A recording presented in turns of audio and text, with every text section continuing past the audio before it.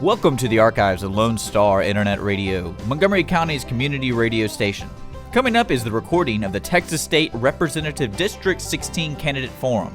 This forum was held on November 21st, 2013 at the Greater Conroe Lake Conroe Chamber of Commerce in Conroe, Texas, and broadcasted live on Lone Star Internet Radio. If you have any questions about future forums or broadcasts, please contact Dick at irlonestar.com.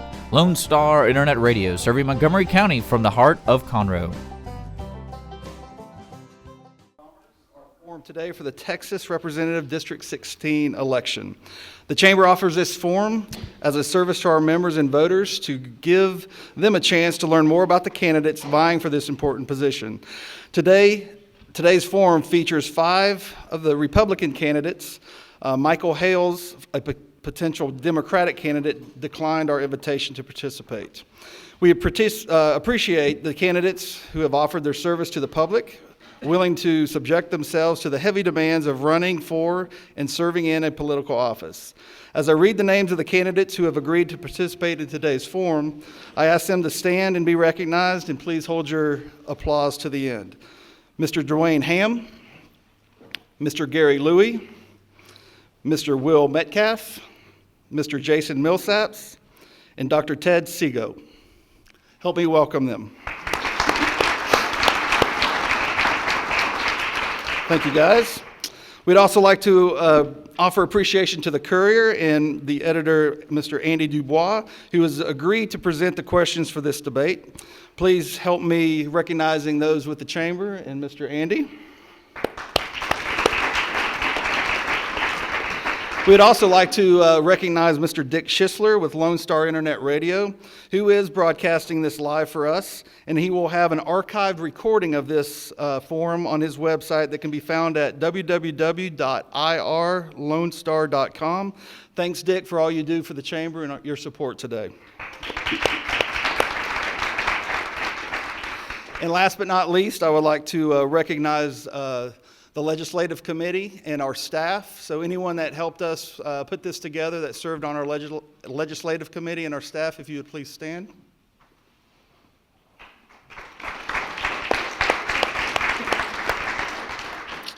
And now we're going to start our forum. Each candidate will be given the opportunity to make a 3-minute opening statement. After that, Mr. Dubois will present 5 questions to the candidates, with each candidate having 1 minute to answer the same question. Finally, each candidate will be given the opportunity for a 1-minute closing statement. The questions were submitted by our chamber members and were screened and limited to 5 total questions that we felt that were most appropriate. There will not be any questions from the audience at this forum. You feel free to stay afterwards and talk to the candidates at that time. The timing of our forum will be monitored by our official timekeeper, Cassandra Roshan, who will give a 30-second and 15-second warning followed by a bell to signal that your time is up. Thank you for that. And at this time,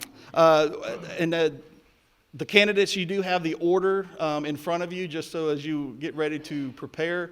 The microphone is live, so once you were done, we just ask you to nicely hand the microphone to the next candidate. Once it gets to the end, Miss Angela will bring it around. We will start and stagger each of the questions, so everyone has an opportunity of starting first and ending last. So now at this time, we're going to start the forum. Mr. Ham, would you please tell us about yourself and your campaign? Thank y'all for coming. Thank y'all for coming today. I appreciate the opportunity to talk to y'all. I'm a Montgomery County guy that's been here about 20 years. I started businesses back in 1992. I'm running because I have seen the encroachment of the federal government into our lives. It's the complete reason I'm running. We've got deep-rooted issues that we need to tackle and tackle aggressively. My wife and I have lived here, again, like I said, for 20 years. Our youngest son goes to school at the Montgomery Junior High. He's 13. I have a 22-year-old and an 18-year-old son. As time has gone on, we have seen, with like Obamacare, the failed programs of Obamacare that just continue to intrude in our lives, cost jobs. Water is one of the biggest issues we have in the state of Texas, if not the biggest issue. Transportation is something that we need to aggressively look at. Our ports and education. Education funding started back in 1993. I believe it's an old and outdated funding program, and we need to aggressively change how we fund our public education system today. But again, I'm just a businessman, and I make my decisions in life based on business decisions, and I think Texas needs to go back to making business decisions as we move forward in the next legislative session. Thank you.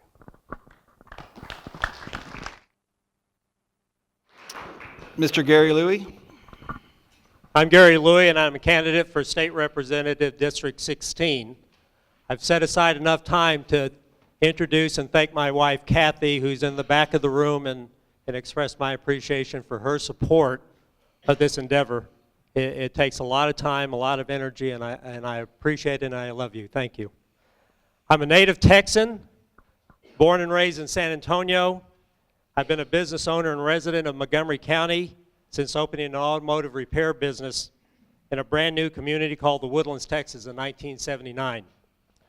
Like many of you in this room, I have a sense of pay forward, dedicating time to community involvement, volunteering, and taking on numerous leadership roles with public and nonprofit entities. After the sale of my business in 2001, I have focused my attention on supporting nonprofit organizations that have been founded in Montgomery County and serve the needs of our citizens. I've been instrumental in identifying and helping Montgomery County citizens who need a helping hand during rough times.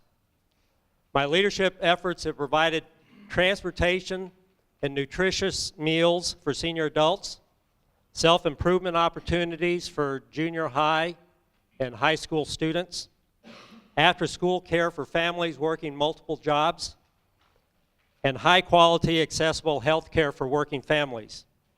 As mayor of Oak Ridge North and during my tenure as a board member for the Town Center Improvement District, I dealt with similar issues at the municipal level that we face in the state today. I address these concerns effectively and efficiently. I've been at the forefront of coordinating solutions of problems in many communities. Over the next 45 minutes or so, we will talk about qualifications. I suggest that you listen for the word experience. Of all individuals at this podium that have an interest in this position, I have by far the greatest breadth and depth of experience in dealing with community problems. I have demonstrated successfully a record of business management, community leadership, and public governing. As your state representative, I will be your ambassador in Austin to assure that the voices of our business community are heard and all state resources are available to our community leaders. Thank you very much.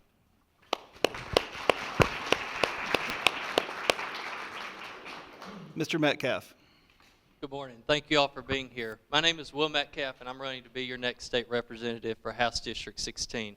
My roots run deep in this community. I care very deeply about this community. I know the issues of this community. I fell in love with the love of my life at Vernon's Country Barbecue just a few miles down this road. Thank you, Megan, for all of your support. We have chosen to raise our children in the very same community that we both grew up in. I'm proud of that decision. The voters of this district need somebody who knows these issues. I'm very involved in this community. I serve on a number of local organizations and boards and associations, the Conroe Industrial Development Corporation, the Greater Economic Development Corporation, the Montgomery County Fair Association, the Friends of Conroe, the Greater Conroe YMCA, just to name a few. Like I said, I know the issues that surround this community by being on these different boards and organizations. I look forward to serving as your next state representative, and with your vote, you can send a new generation of conservative leadership to Austin.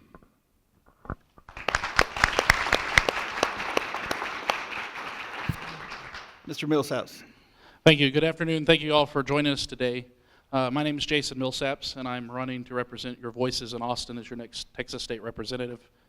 I strongly believe in representative government, and I will work every day to make sure everyone in Austin hears from you guys.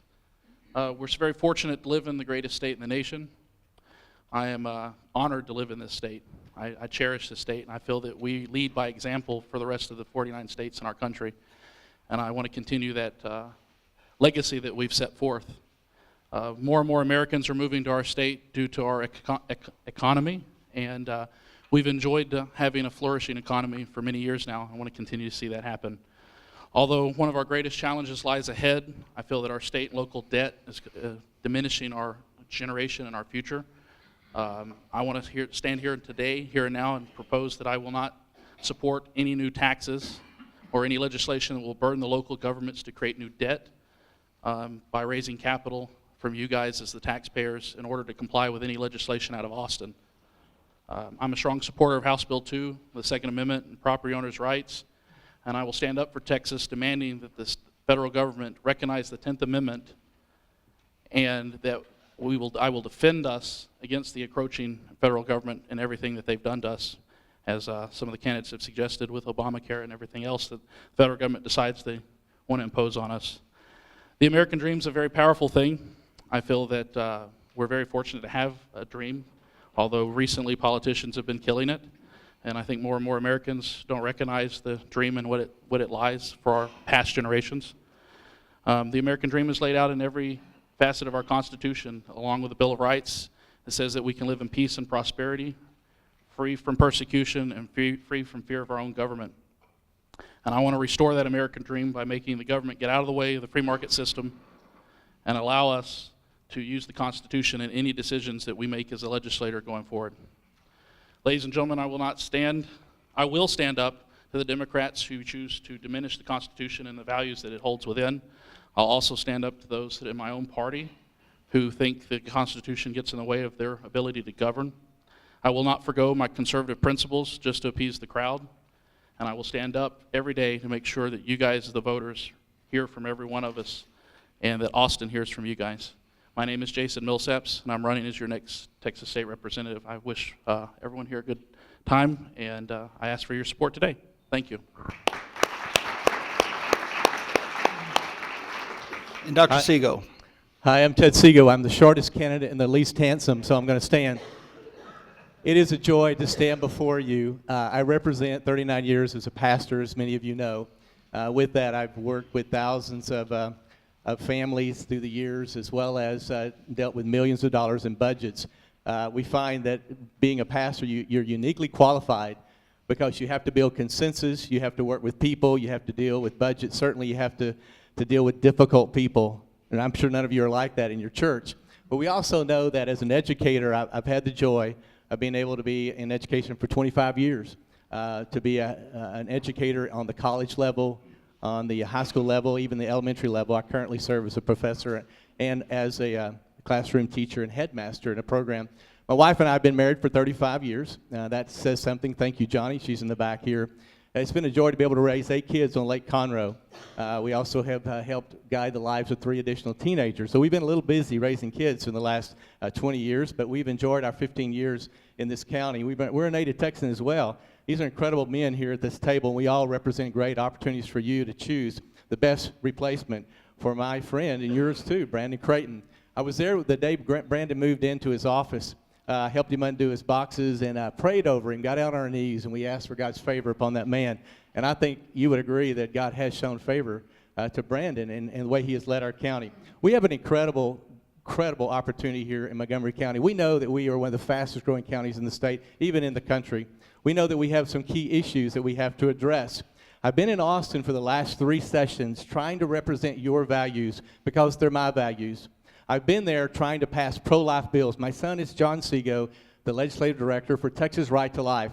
So I've been involved in passing hundreds of bills, working with senators and representatives in the last 3 sessions. To get a bill passed, it is not easy. And Brandon and I we talked about that earlier this week, that it's a major challenge for a freshman to go in not knowing the Austin scene. Knowing Montgomery County the way that we all know it and the people that we know that can help us serve you, we're all blessed. But we also know that when it gets to Austin, it's a different game. Being there for the last 6 years has allowed me to know how to get bills out of committee, how to get them on the floor, and how to get them passed. We passed a preborn pain bill. My son authored that. We went door to door to get that passed. We passed the sonogram bill. We passed all the other pro-life omnibus bills that helped us know what's best for people and the families of Montgomery County and for this state. I know that I stand here today. I would be honored to just be considered. I'm honored to be in this group of men, but I would be blessed if you would allow me to continue to share with you who I am and what I represent and the option you have if you vote for Ted Seago for State Representative District 16.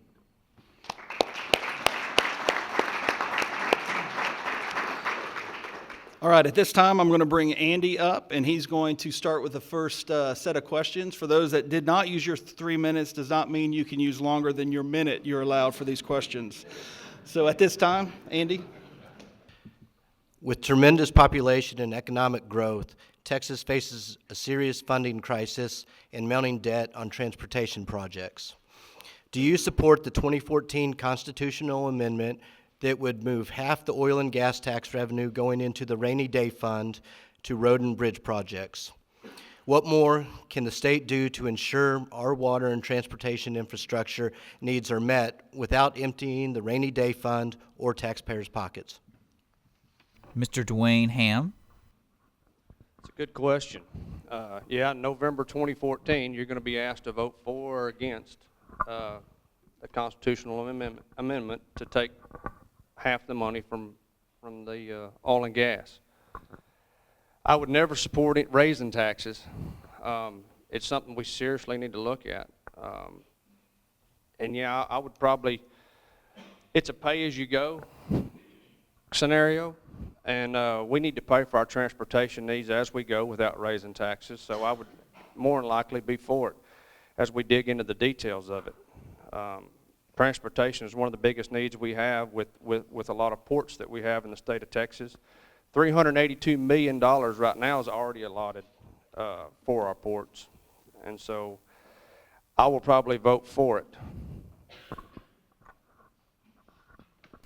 Mr. Gary Louie.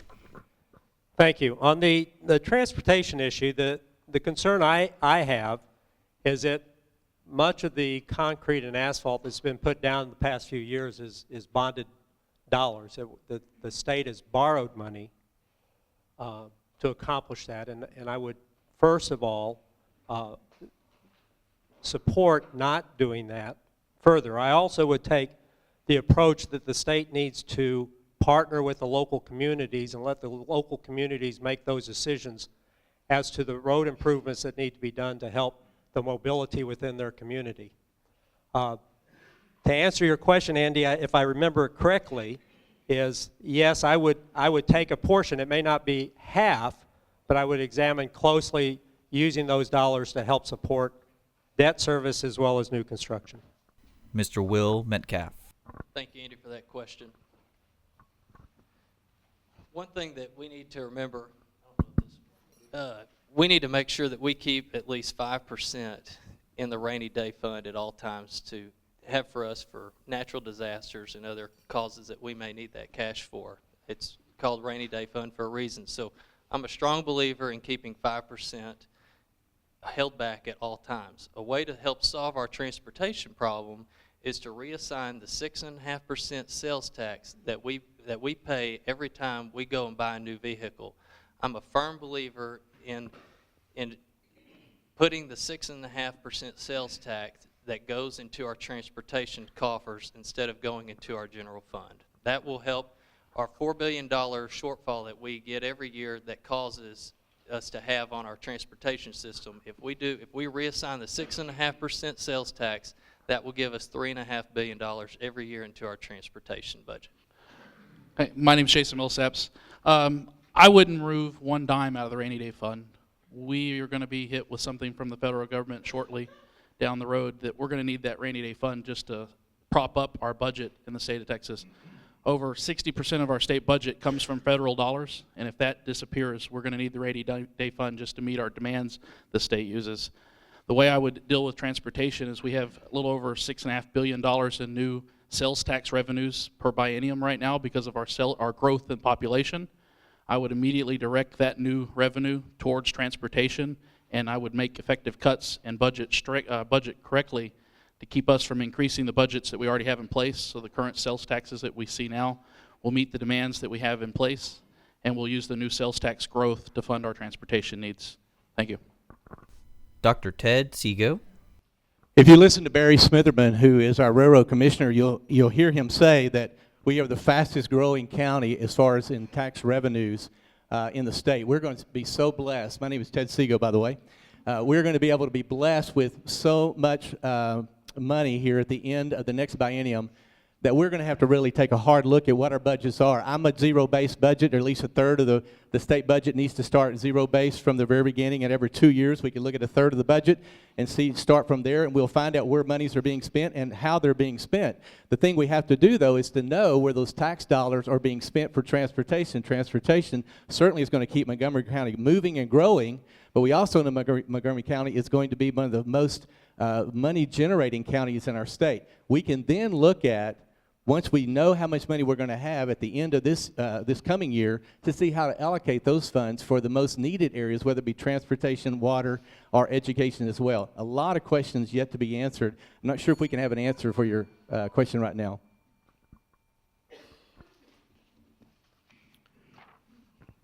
Okay, question 2, we'll start with Mr. Louie. Considering the Affordable Care Act, what state-level reforms or changes can be made to put healthcare choices in the hands of consumers rather than in the hands of government or third-party payers? Have the state's insurance mandates worked so far, or are they needlessly driving up the health insurance costs? Can I ask a clarification before I start? Okay. When you said states, is that the state of Texas apostrophe, or is that the state, the United States? It is singular possessive. It's Texas's. Okay, thank you. I'm Gary Louie. On the problem with the affordable health care that we know as Obamacare, it's not a health care issue. It's an insurance issue. And the dilemma that we have are that our citizens are having trouble, one, understanding how they get their insurance care so that they can afford the health care. What we should really be looking at is providing more providers and more points of service within each community. We have a jewel of a model here in Montgomery County called Lone Star Family Health Center that has resources to provide affordable, accessible health care in our community. I didn't want the bell to ring. Can you repeat the question, Andy? Yes. Next is Mr. Metcalf. Concerning the Affordable Care Act, what state-level reforms or changes can be made to put health care choices in the hands of consumers rather than the government or third-party payers? Have Texas's insurance mandates worked so far, or are they needlessly driving up the health insurance costs? Yeah, well, as y'all all know, I'm not a fan of Obamacare, and anything that we can do to get the federal government out of the state of Texas, I support wholeheartedly. I believe that Texas needs to run Texas. Texas needs to run Texas. Texans need to run Texas. And anything that we can do to oppose the Obamacare and whatever mandates they send down our throats, we need to oppose wholeheartedly. My name is Jason Millsaps. I would venture to say I would stand up to the federal government and say enough is enough. Before the federal government mandated the Affordable Health Care Act down to the states, right here in Montgomery County, a family of 4 could purchase a health insurance policy on their own for less than $250 per month. Starting January 1st, that rate goes up to over $600 per month, and the deductibles skyrocket from there. We don't need the federal government to tell us how to run the insurance in this state. We didn't have a problem with insurances in the state. The mandates that the state had were just fine. The only thing I like about the Affordable Health Care Act is the mandate for pre-existing conditions. I would keep that and gut the entire thing, and as a state level, I think we should direct our insurance commissioner to look into ways to put that as a state mandate and get rid of the federal government on the state insurance plans. Thank you. Dr. Ted Seago. Amen to these guys. They've got it going. Because what we have here, $74 million in health care provision, $74 billion, in the state of Texas. But we're having to receive federal monies to keep that paid. What we have to do as legislators, go back in and begin to cut the budget for depending upon federal government funds because with those subsidies, there come strings. And we, as a state, we know we've got this growing population. Texas is adding 1,000 people a day. You know that. So the healthcare issues are major in our state. We have to go back and find out how can we begin to run our free enterprise of insurance providers so that Texas can do what Texas does best, and that is take care of Texans. We know that we're the model for the United States, and I feel like we can solve this healthcare nut because of the people we have in this room, in this county, and in this state. So we know also that it's going to take some free enterprise and some private industry to step up and to help us find solutions to the healthcare issues in Texas. But it's not taking federal money. Do I hear an amen? No, okay, fine.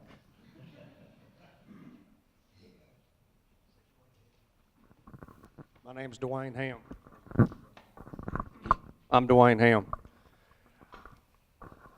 The Affordable Health Care Act is such a mess. As we saw, I don't know how we can stop it at this point. Our Supreme Court up there in Washington decided it's legal. But we're going to push back. Texans are going to push back just as hard as we can. We love creating jobs, and there's no single larger job killer in the United States than the Affordable Health Care Act. Medicaid is out of control. We've got to rein in our spending. But Texans can build a new model for this. We didn't take the Medicaid expansion from the federal government. Luckily, in Austin was smart enough to realize we can't count on the lies from the federal government to send us money for 3 years that eventually we would have had to deal with. So we're gonna have some shortfalls in our budget, but we can figure it out. And I concur with all these guys that we need to be the leaders.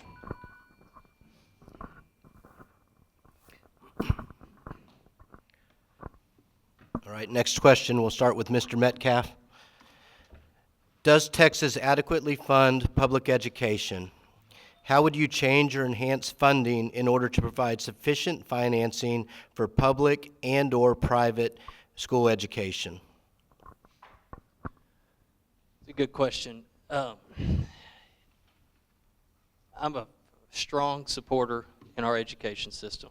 Our teachers are the backbone of our children, and we need to pay them more. They don't get paid enough, in my opinion. As far as the private sector, I'm not a fan of the vouchers right now. That does not make sense to me. But the education portion, it's very important to me, and I'm a firm believer in paying the teachers what they need to be paid, and they're severely underpaid at this time. I venture to say that, my name's Jason Millsaps. I venture to say that the public education system's overfunded to an extent. The schools use the same budget over and over and over and grow it from there. They don't start, as Ted would suggest, at a zero-based budget and ask, or the boards don't start from zero and work their budget up. What I would do is I support the voucher system. It's your tax dollars that you are paying through your property taxes that fund these schools. If as a parent you're not getting the education for your child that you wish, your tax dollars should follow that child wherever you choose to send them. And the state needs to look hard at the schools that overspend in certain areas. They build these new stadiums. They have charter buses taking their football players everywhere. That's not educating our students. They have books that are 15 years old and falling apart. I would look at their budgets and start from zero and make a budget based on the educational needs and not starting from where they left off last year. Dr. Ted Seago. Super question. I met with Mike Harkrider at Willis, and then, of course, Bo Reeves at Montgomery.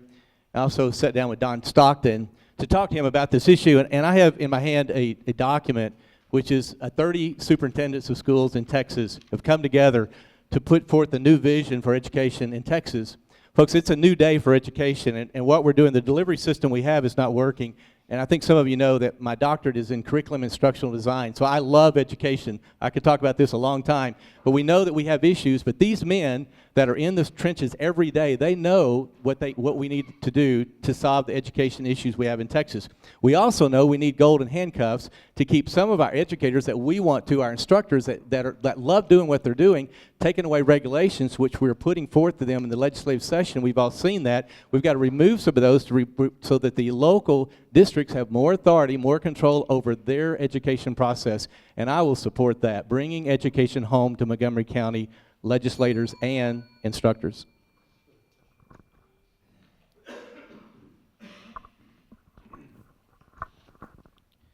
Could you ask the question again, please? Sure, Mr. Ham. Does Texas adequately fund public education? How would you change or enhance funding in order to provide sufficient financing for public and/or private school education in Texas? First of all, no, and my name's Dwayne Ham. First of all, I don't think we adequately fund it. Part of the problem is the Robin Hood program. We take richer school districts, send money to the state from our tax dollars, from your property taxes, and it's dispersed from the state of Texas back to poor school districts. Now, on the face of that, I don't have a problem. I think poor school districts deserve a great education too. These kids everywhere in the state of Texas deserve a great education. What I think we need to do is we need to change the system as we get those dollars today. It's an old system. It doesn't work. And as far as vouchers go, I wouldn't support vouchers at this point. And I'm going to tell you why. And I think it's great if parents want to put their kids in private schools.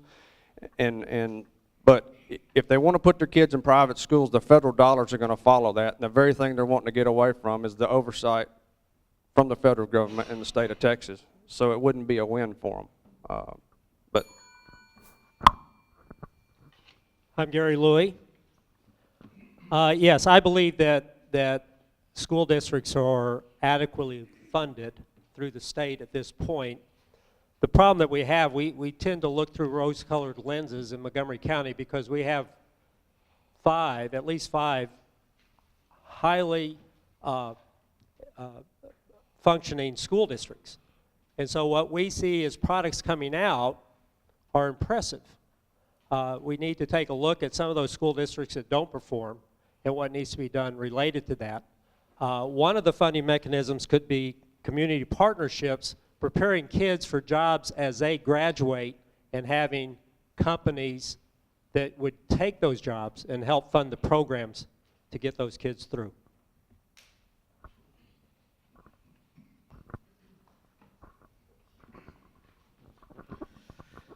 All right, fourth question, Mr. Millsaps. The Supreme Court, the Pentagon, and now Houston Mayor Anise Parker have all made recent decisions that open the door for same-sex marriage benefits. Should Texas change its stance and laws in regard to recognizing same-sex marriages and allow for same-sex spousal benefits, such as health insurance? Why or why not? As far as same-sex marriage, I would say no. The state constitution says that a marriage is defined between a man and a woman. I wouldn't mind the voters having a say-so on that, but I know the voters of the state of Texas would agree that the Constitution still remains the same.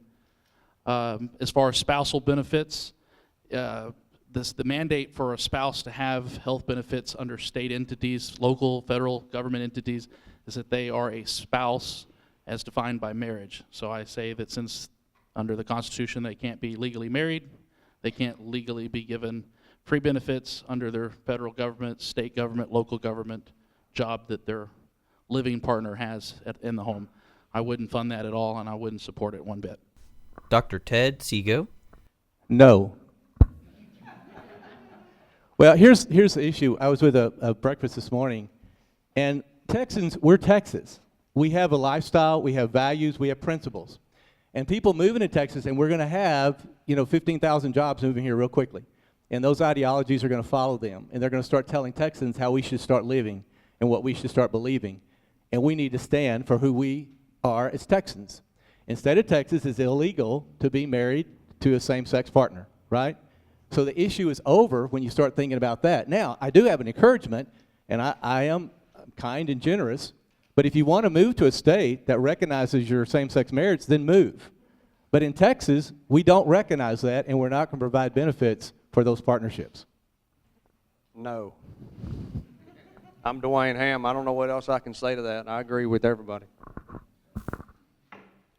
I'm Gary Louie. At least I have the fourth vote in this, and I agree with the other candidates that we should not recognize same-sex marriages.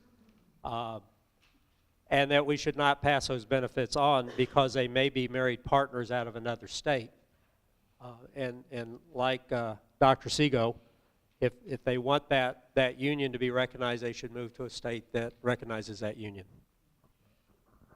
This is Will Metcalf. I feel the exact same way. Absolutely not. I believe that marriage is between a woman just as God intended it to be. I view spouses as a man and a woman, and if you want benefits for man, man, woman, woman, go to a state that recognizes it. We will not. Okay, fifth question, Mr. Seago. Many of us have heard or read about your ideals and ideas on the most pressing political issues, but we need action in Austin. What is the most important bill you plan to author in the next legislative session that would have the greatest impact on your constituents and/or Texans statewide? All right, we have social issues, we have budget issues, we have issues that deal with where we live every day.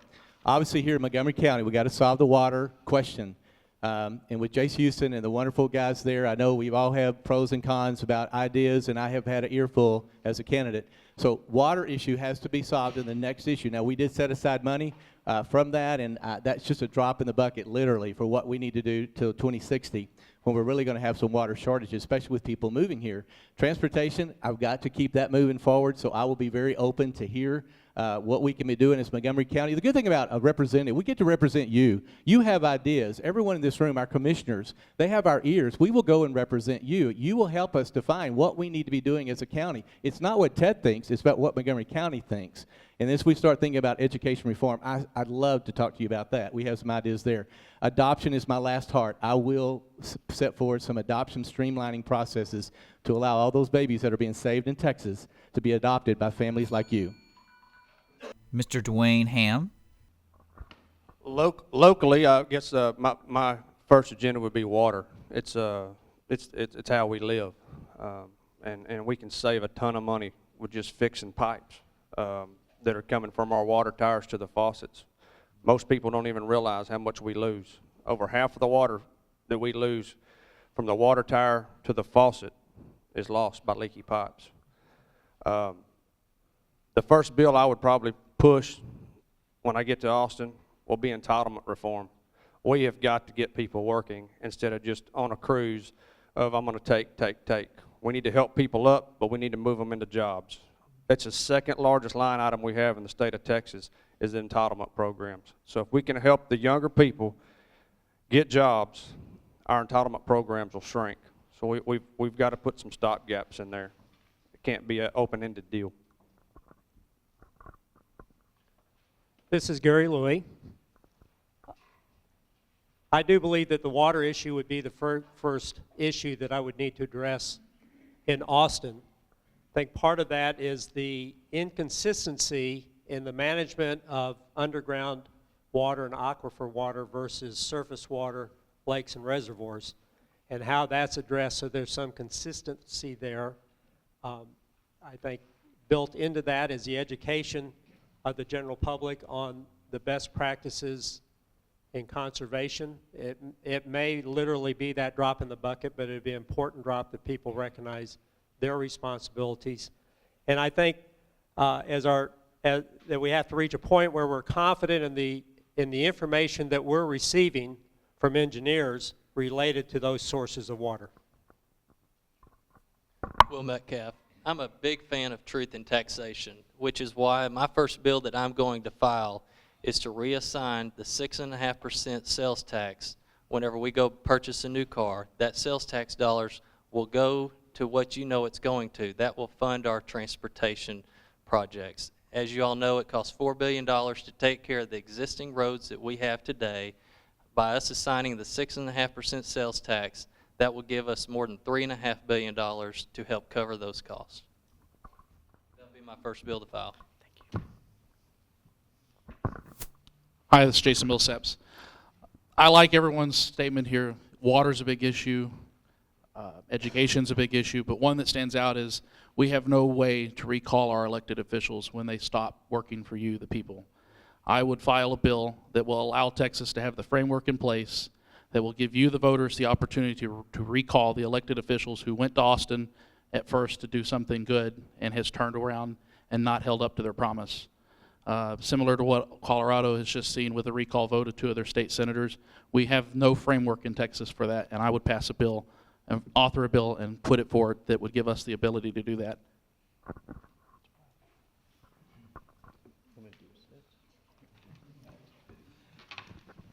That concludes our question part of the forum. We are going to go in reverse order from my left to my right. So we'll start with Dr. Segal, and you have 1 minute to give your closing statement. Dr. Ted Segal. Very good. Thank you so much for allowing us to speak to you. We know that you need to have a representative that's going to continue in the fine tradition of Brandon Creighton. And I pray that as through these forums, you'll understand who has experience, who has education, who has learned the process. I bring that to you today. From Montgomery County residents, I can take to Austin and continue exactly what we've been doing, and that is incredible conservative, ultra-conservative representative. I have fire in my belly, I have understanding, I know the system, and I can represent you well. God bless you.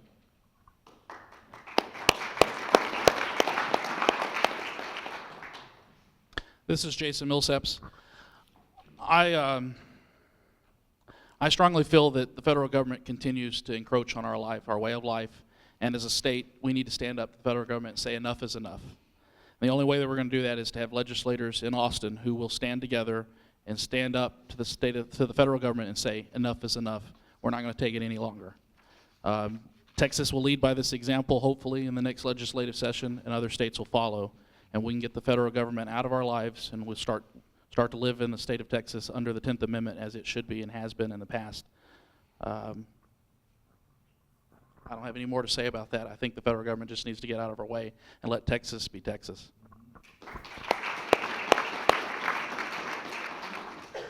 This is Will Metcalf. First of all, Scott and the Chamber, thank you all for hosting this event. Andy, thank you for moderating this. This has been wonderful. This has been wonderful today, and having the opportunity to voice our opinions to you all. But one thing's for sure, if y'all like me, I will have an open door policy. I love ideas. I want y'all to call my office, come by, visit with us. We're here to represent you, and that's very important to me. Again, I appreciate this process. Please go to our website, willmetcalf.com, to find out more about us. By electing me, you can help elect the next representative for House District 16 to send a new generation of conservative leadership to Austin.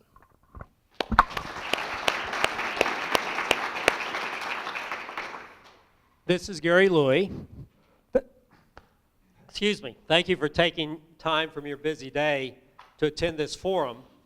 We have all talked about our goals and objectives, what we intend to do when we get to Austin. However, only one of us can talk about the experience in public service. Unfortunately, a person cannot gain experience simply by growing older. There is a common decision, there is a community decision process that requires a seasoning evolution. I've been on the front lines, working on your behalf, working with area businesses, nonprofits, local governments, and state agencies. I have the understanding, and I have a proven record to make determined conservative decisions for the community. I'm Gary Louie. I need your support, and I ask for your vote at the Republican primary on March 4th.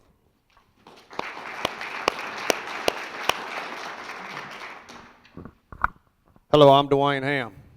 I'm asking you for your vote because I'm a conservative businessman. I've owned numerous businesses around the state and the community. I think we need to rein in the spending in Texas, make business decisions that'll leave something for our kids. Our kids are going to be our next generation. They're going to have to take over what we do. And so I'm asking for your vote. Again, my name's Dwayne Ham.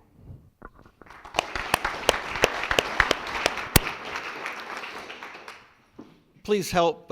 Let's appreciate these candidates one last time. Thank you for your time and coming out. I'd like to say before we dismiss, thanks again to the Courier and your coverage, and Andy for your help today with this event. Also, the Legislative Committee and all that they have done. And last but not least, thank you, Dick Schisler, for all your support with Lone Star Internet Radio. And y'all have a great day and happy Thanksgiving.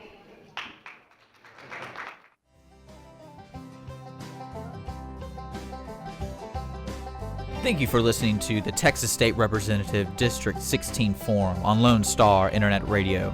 We want to thank the Greater Conroe Lake Conroe Chamber of Commerce for hosting the forum, and we look forward to broadcasting future forums for Montgomery County. Lone Star Internet Radio, serving Montgomery County from the heart of Conroe.